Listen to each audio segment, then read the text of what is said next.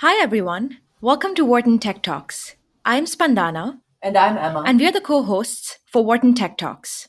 Today, we are joined by Sandeep Lodha. Sandeep is currently the CEO of Gaana.com, India's largest music streaming platform. Prior to this, he co founded and was CEO of Weddings.in, which was acquired by Oyo in 2018. Before that, Sandeep was an executive director at Disney and a principal at Bain. He also received his MBA from Wharton. Sandeep, we are very excited to have you here on our podcast. Where are you calling us from? I'm calling from Mumbai right now, and I'm really excited to be here as well. Great. And for our listeners, could you tell us more about your career path?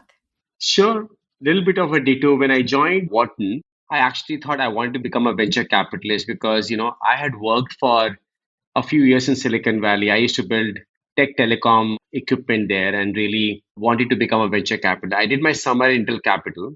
And post that summer, I realized actually I don't want to become a venture capitalist. I wanted to pursue general management entrepreneurship. And that was the reason I started consulting because you would get your business training and then you could pursue your general management slash entrepreneurship, right? So just a little bit about me. I was a tech major. I did my undergrad from IIT Delhi in computer science. I was really pure techie. So I was a tech major. I did my MBA. And when I started work at Bain, I realized that I started loving consumer stuff at Bain, right? So projects on biscuits and clothing and apparel and whatnot.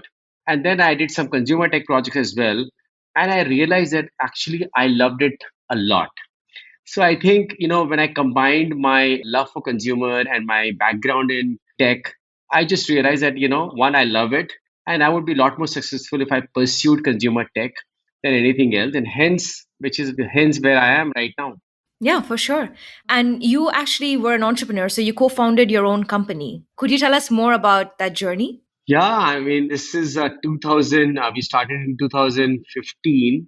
Yeah, I was with Disney. This idea came along where a lot of my cousins and all were getting married. And I realized that however they were getting married, I also got married 15 years ago before that.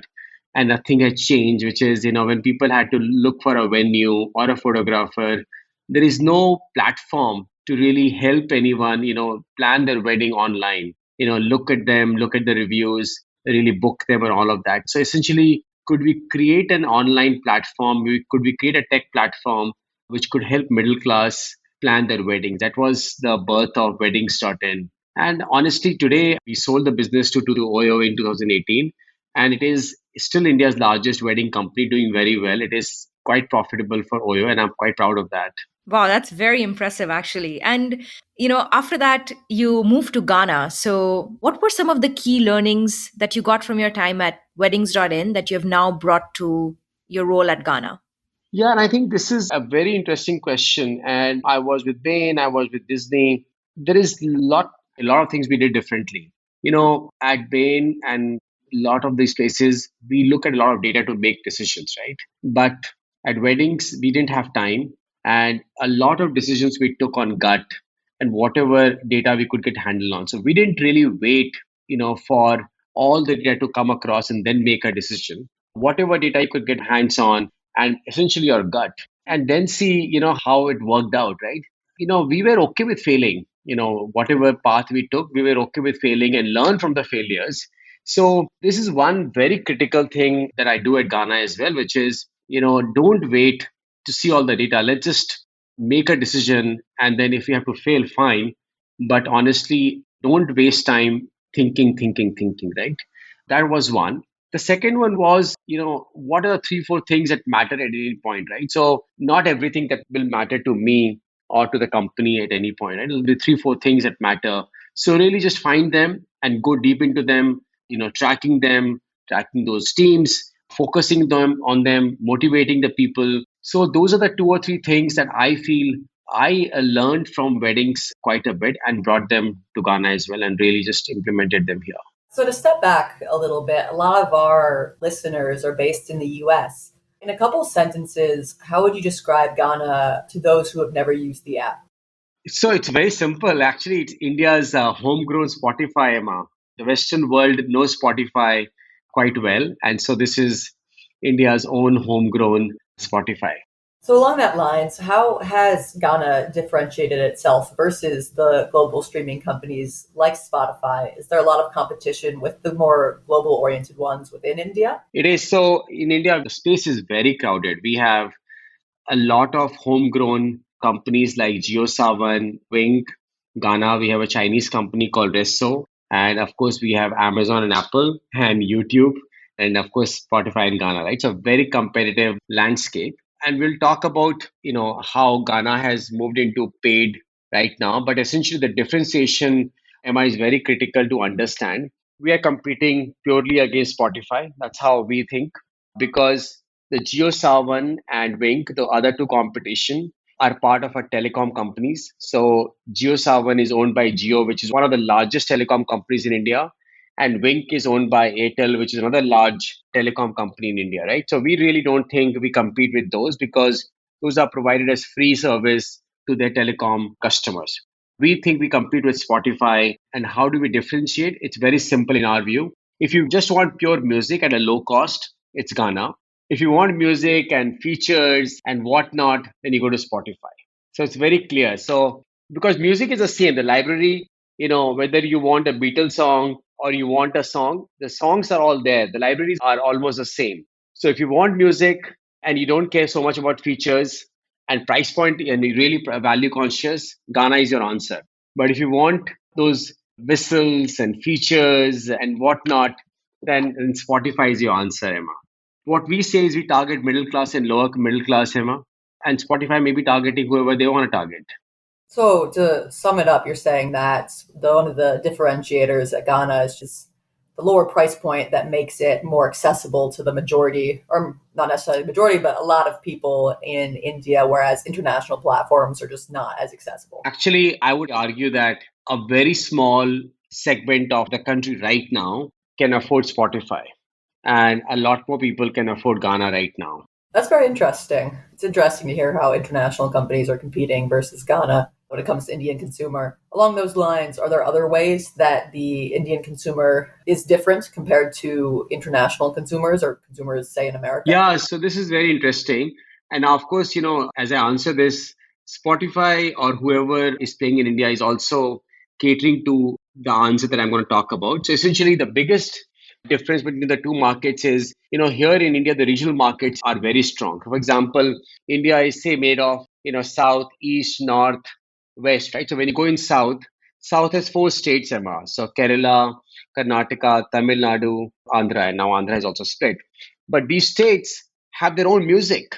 So somebody in Tamil Nadu is listening to Tamil music. And if you don't have Tamil music on your app, honestly, you're not going to win in that market. So every state, and there are so many 28 plus states in the country, every state has very unique regional music. And if you don't have that regional music on your platform, then you're not going to win that state. Here you have to play the competition state by state. So it's possible that you are quite strong in X states out of Y states, where you're weak in other states, right? Now, of course, there is Hindi and English, which is everywhere. But beyond Hindi and English, regional music is going to be very, very strong here. So that's one big difference here.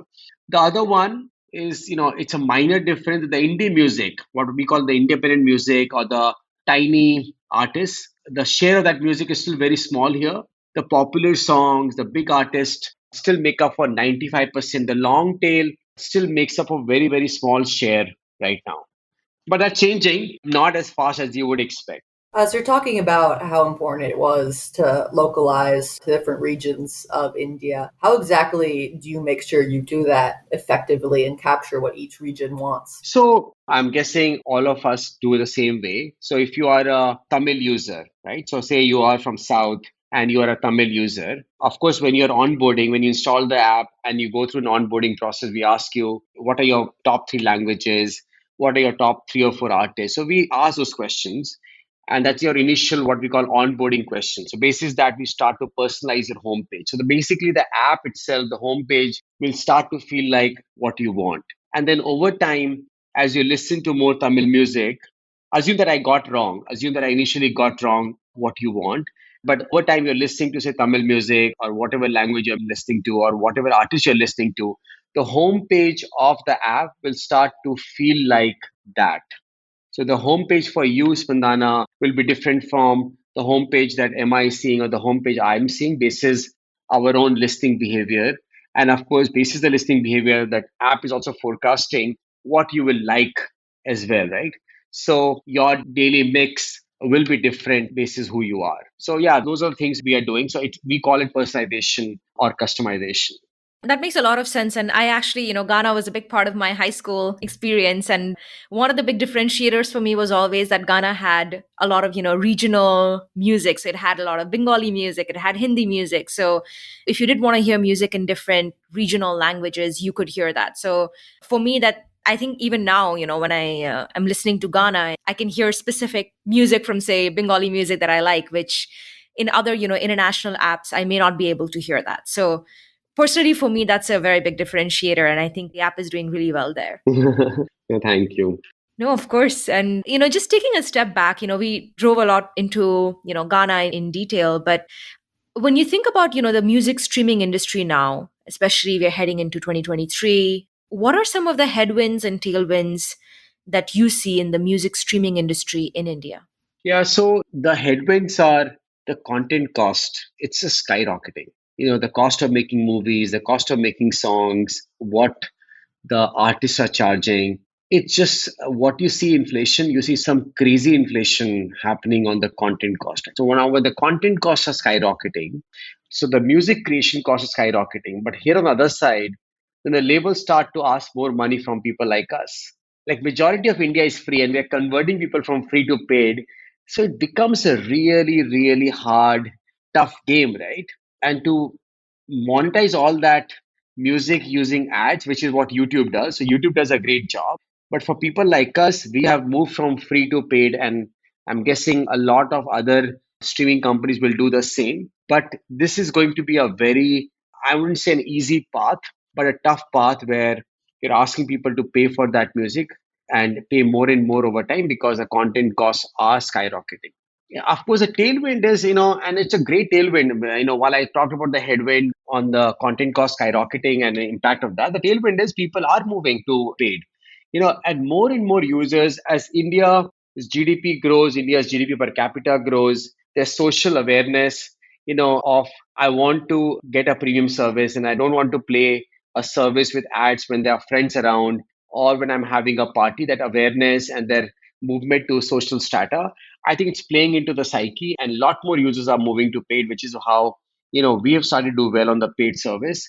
And so yeah, so the tailwinds are really good. The headwinds are not very happy, but hopefully a rationalization will happen of the content cost over time. Yeah, and it's great that you mentioned there's, of course, there are the headwinds, but also the tailwinds in terms of, it's a growing market. There's a lot of young people, and a lot of them, like you said, there's this social element of, I don't want that ad playing in the middle of a party. So there's a lot of those things playing into it. And I'm just wondering, as you think about how to grow Ghana, what are some of the areas that you're most focused on? Yeah, so partly I've answered that, right? One is first thing is, as I talked about, we have moved to subscription based model completely, right? So there is no free anymore, right? So one is that, and that will take us to the path of profitability. Now, as you take to the path of profitability, there are two things you will have to do, right? Or three things. One is, of course, you have to get more users, right? So when a user comes on the app first time, how do you convert those users, right? So what we call conversion of the first time user to a paid user, right? So that we spend a lot of time on conversion. Should we give the user a trial? Should we not give the user a trial and force them to convert directly? If we give them a trial, should we take a credit card from the user or should we do an unconditional trial?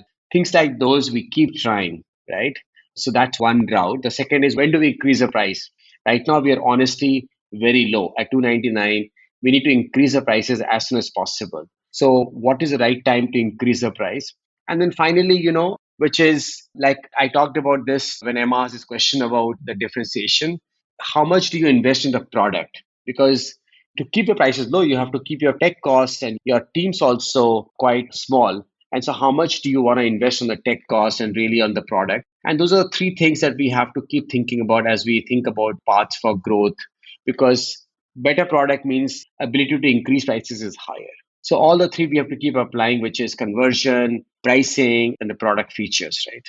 Those are three things that we are looking at to really grow. Oh, that makes a lot of sense. And, you talked about this before in terms of moving to the subscription model. And I'm just curious, what was the market reaction or consumers' reaction to that switch? Yeah, so in this one, our model went absolutely wrong. The number of paid subscribers we had added in the last 5 years, Ghana had, we added 70% of those in the last 3 months. And we had not projected or forecasted that we would be able to do what we did in the last 3 months, right? So we moved to subscription paid only model in September first week. And in the last 3 months, like I said, we added 70% of what we've added in the last 5 years. Honestly, we are doing far better than what we had projected internally. So yeah, I mean, I think this is a truly a tailwind because people are earning well. If they can afford a premium service, they will take the premium service. They will pay for this service, and there is a huge segment of people who are unwilling to pay for Spotify, but will pay for Ghana, and we will tap into that. No, definitely. First of all, that's great news. And I'm sure, as a decision maker, it kind of goes back to what you mentioned during your time at weddings.in, right? Like sometimes you can keep looking at the data, but you have to make a decision and then react to how things go. So it looks like this time round, you brought that learning in and decisions were made. And it looks like things are going, like the stat you mentioned is pretty impressive. So very happy to see that, all those tailwinds are playing in and people are responding very well to the new subscription model. Are there any additional challenges to onboarding that quickly if you didn't expect it? No, we don't have any challenge right now. I mean, of course, biggest challenge right now is to when do we increase the prices? Because there is a momentum that's built in, and now we have to evaluate should we increase the prices in the next 3 months or should we get more users, build a strong base, and then increase? I mean, it's a question that doesn't need to be answered today, but it has to be answered over the next few weeks. Of course, this is a competitive and something that we wouldn't disclose when we would increase our prices here on the call. But yeah, we will increase our prices soon. Are there any specific factors you think about in deciding whether or not or when to increase prices? If you can share, of course. So, of course, we have done our experiments in the past, Emma, and India is a quite elastic, price elastic market, right? So, if you increase the prices, we know that the subscription edition will drop. And the question is, you will do the maths of the revenue. How will the revenue grow or not grow, right? So, we will do all of that. We will do some experiments also quickly. And if you feel like we've gone wrong, then we will reverse the pricing as well, right? So, tech has all this flexibility built in, right? So it's not like, you have sent the products to the distributors and then you have to change stuff, but you do the price change on the app and you experiment for 15 days. And if you feel like if you've gone wrong, then you change it, right? So we will do those experiments and figure out. Oh, that was very interesting. Thank you. But looking at the macro market environment, a lot of our listeners are based in the US, as I mentioned, and this has been a challenging few months for tech. Are you seeing that in India? Would that impact any of the decisions we just talked about? Actually, don't judge me for this, but in India, we welcome what is happening on the tech. And I'll tell you why. The attrition had gone out of control, Emma. It out of control. An engineer would come to you. He's just joined you. In 8 months, he'll come back to you and say, I need 100% hike. In another 6 months, he'll come back to you and need another 100% hike. How do you manage, your tech team, right? You cannot. Honestly, you can't. And I don't know how much you follow India, but tech here is majorly a lot of IT services company like Infosys and Tech Mahindra and TCS and whatnot, right? Attrition for them had gone out of control. The salary escalation had gone out of control.